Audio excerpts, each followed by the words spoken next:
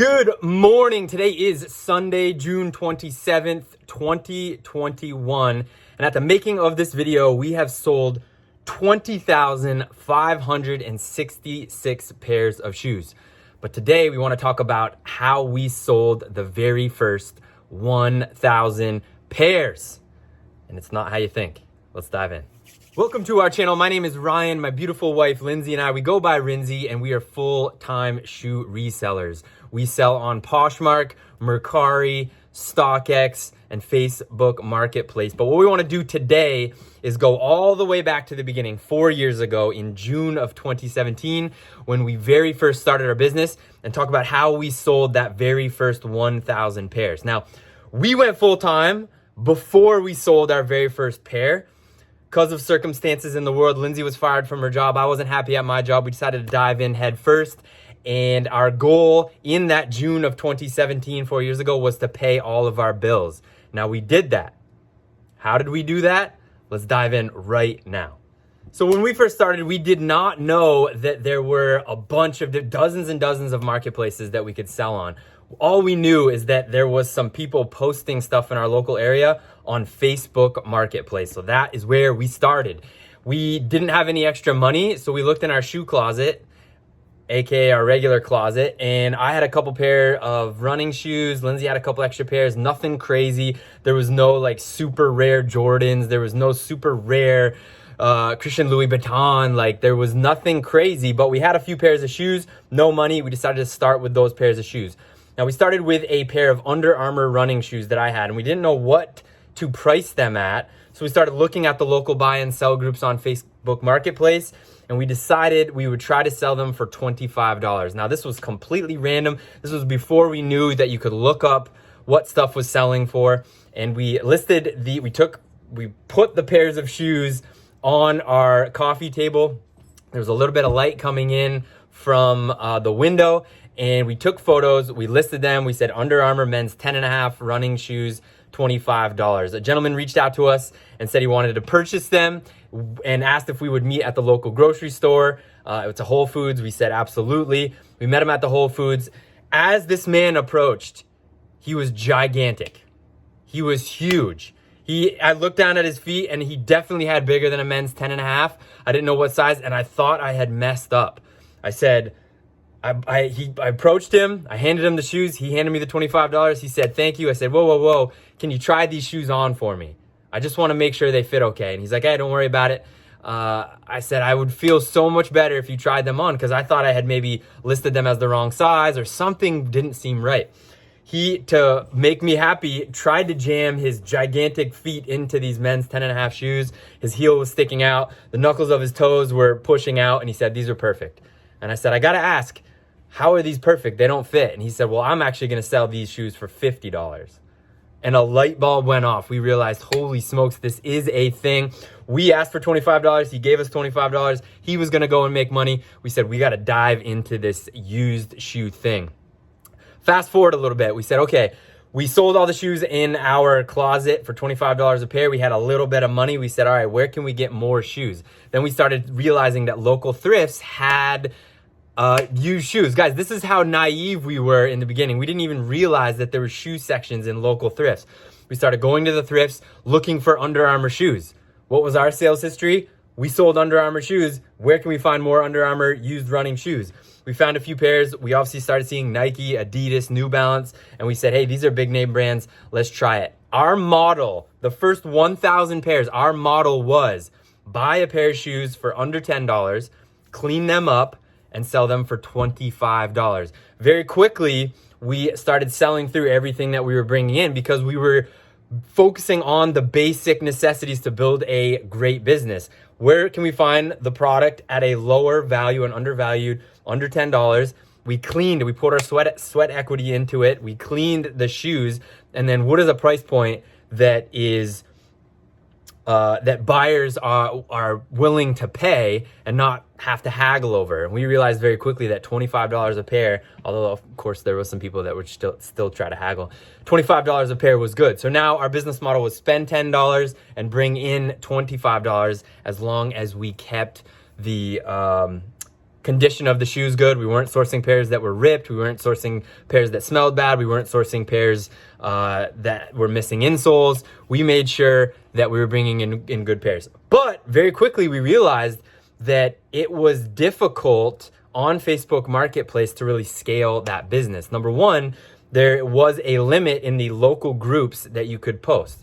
So let's say we brought in 10 pairs of shoes one day. Most of the groups, you could only list 3, 4, 5 listings per day. So we were hitting a ceiling. Then we put on our thinking caps and we realized, hey, if we can multiply ourselves in this listing environment, following all the rules, maybe we can build some momentum. So here is what we did. We reached out to people that we had sold shoes to on Facebook Marketplace and said, hey, we're actually gonna grow our team.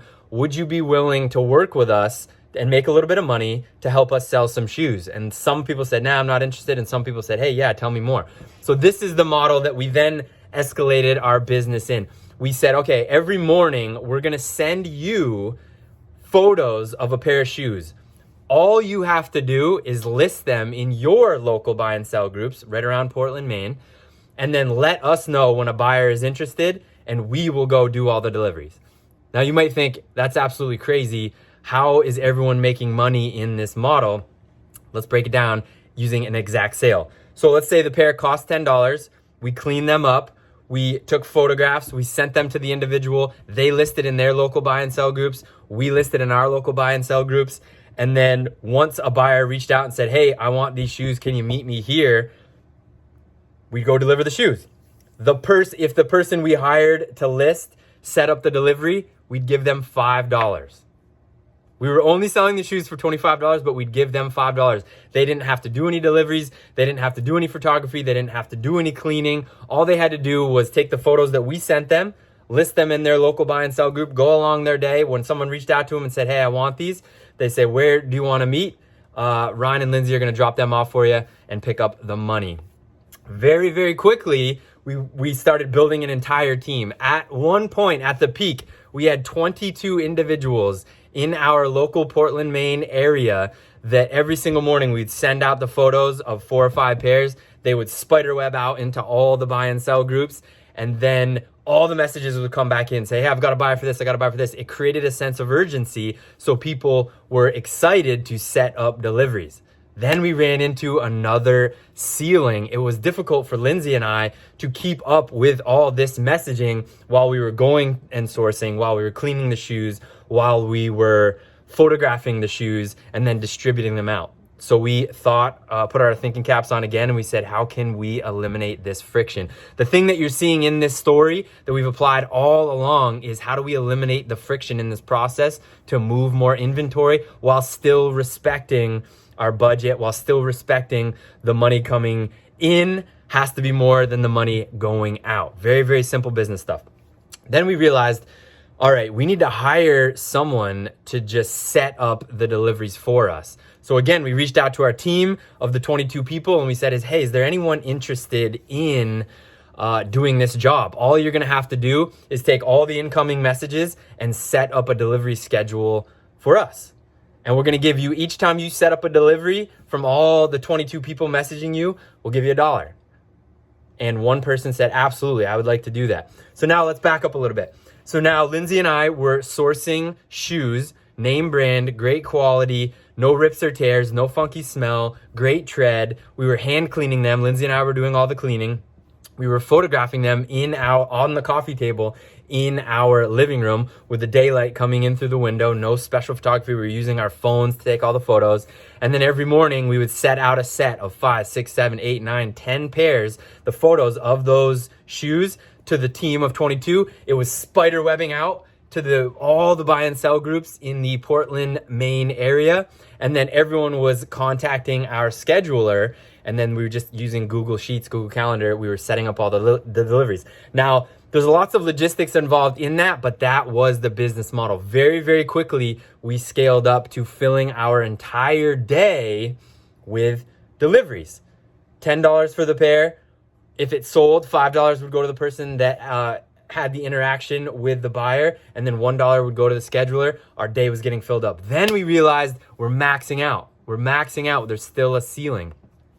Now, we couldn't multiply our time. I guess we could have, at that point, we could have started to hire out people to clean, could have started to hire people out, but we wanted to keep control of all that stuff in the beginning. And as you can see, our margins were getting a little bit smaller. The $25, $6 was going to the person that set up the delivery, $1 was going to the scheduler, $10 was coming out. Now we really got $9. That's still good margins, spending 10 and having 9 come in. And yes, I get it. Before you start jumping into the comments and saying, what about gas? What about taxes and all that stuff?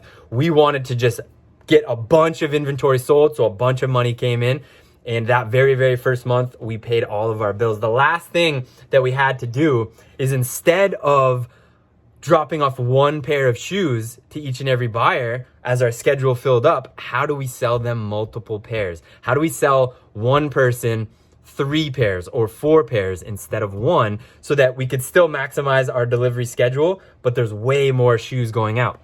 So we put our thinking caps on and we said, all right, if our model is $10 or less per pair, that's our buy cost, how do we sell multiple? We said, okay, if you buy 3 pairs of shoes for $25 a pair, we will give you a 4th pair free. So now what was happening is the mom or dad or son was asking, or daughter was asking, hey, I'm about to buy a pair of shoes for $25. Are you guys interested? They would ask their family members, they would ask their friends, because we can all get in on this. And when I meet up with them, they can bring pairs in your size, in brands that you enjoy, and we can all get a pair of shoes for $25, and then we can get a free pair. So instead of 1 pair deliveries, we were meeting up with people and families. And guys, we were even meeting up with entire neighborhoods and selling every single pair of shoes that we brought in. 1 pair deliveries turned into 4 pair deliveries. Instead of bringing in $25, we were bringing in $75. Now, 4 pairs of shoes with our model is $40, but we were bringing in on that one sale $35 in profit. That scaled very quickly into whole entire families, whole entire neighborhoods saying, hey, here's all the sizes of all the people in our neighborhoods, here's all the brands that they like. We were filling up the entire car, and we were bringing in hundreds and hundreds and hundreds and hundreds and hundreds of dollars every single month. Our first 1,000 pairs we sold for $25 a pair. We paid all of our bills and then some that very first month. Fast forward to the second month, we paid all of our bills and had some more left over, and then we just grew from there.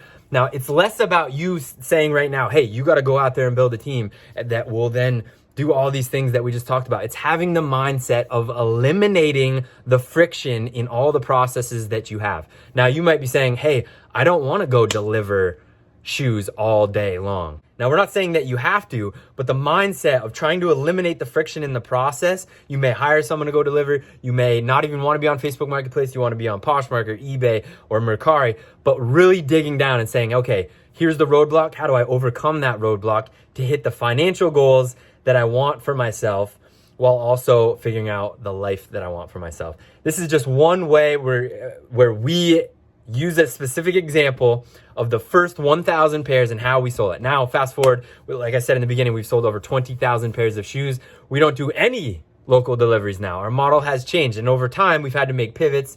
We've had to make changes based on, we don't want to spend all day delivering shoes. Now we move to the online model, and we ship shoes every single morning, 6 days a week. The post office is closed on Sunday.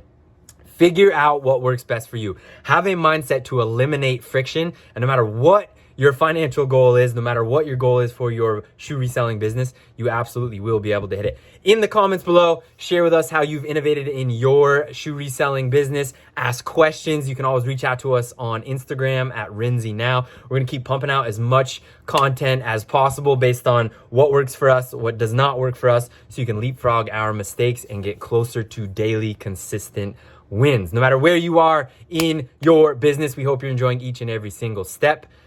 We'll see you in the next video.